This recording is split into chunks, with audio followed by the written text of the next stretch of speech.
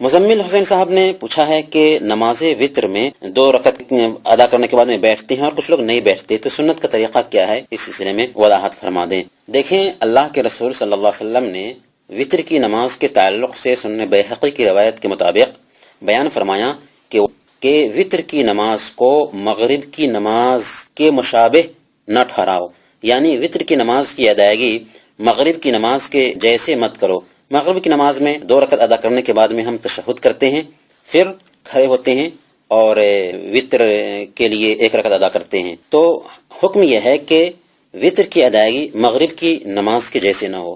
طریقہ کیا ہوگا؟ 2 طریقہ ہے۔ پہلا طریقہ یہ ہے کہ آپ 2 رکعت ادا کر لیں اور سلام پھیر دیں۔ اللہ کے رسول نے بیان فرمایا، صلاۃ اللیل مثنی مثنی، رات کی نماز 2 رکعت کر کے ادا کی جائے۔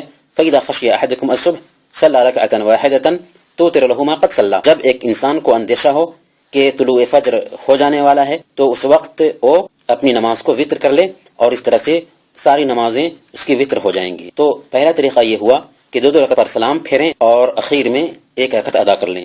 دوسرا طریقہ یہ ہے کہ 2 رکعت ادا کرنے کے بعد تیسری رکعت میں بھی تشہد کے لیے نہ بیٹھیں اور کھڑے ہو جائیں، اس طرح سے تیسری رکعت ادا کر لیں اور پھر سلام پھیر دیں۔ دونوں طریقہ جائز ہے، جو آپ کے لیے آسانی ہو اسے اپنائیں، بلکہ دونوں طریقے کو اگر آدمی اپنی عملی زندگی میں لاتا ہے تو وہ بہتر رہے گا۔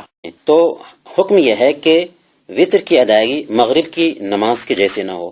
طریقہ کیا ہوگا؟ 2 طریقہ ہے۔ پہلا طریقہ یہ ہے کہ آپ 2 رکعت ادا کر لیں اور سلام پھیر دیں۔ اللہ کے رسول نے بیان فرمایا، مزمل حسین صاحب نے پوچھا ہے کہ نماز وطر میں 2 رکعت ادا کرنے کے بعد میں بیٹھتے ہیں اور کچھ لوگ نہیں بیٹھتے، تو سنت کا طریقہ کیا ہے، اس سلسلے میں وضاحت فرما دیں۔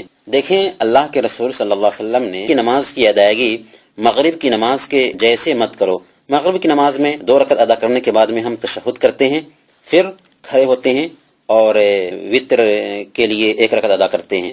وطر کی نماز کے تعلق سے سنن بیہقی کی روایت کے مطابق بیان فرمایا کہ وطر کی نماز کو مغرب کی نماز کے مشابہ نہ ٹھہراؤ، یعنی وطر اللیل مثنی مثنی، رات کی نماز 2 رکعت کر کے ادا کی جائے۔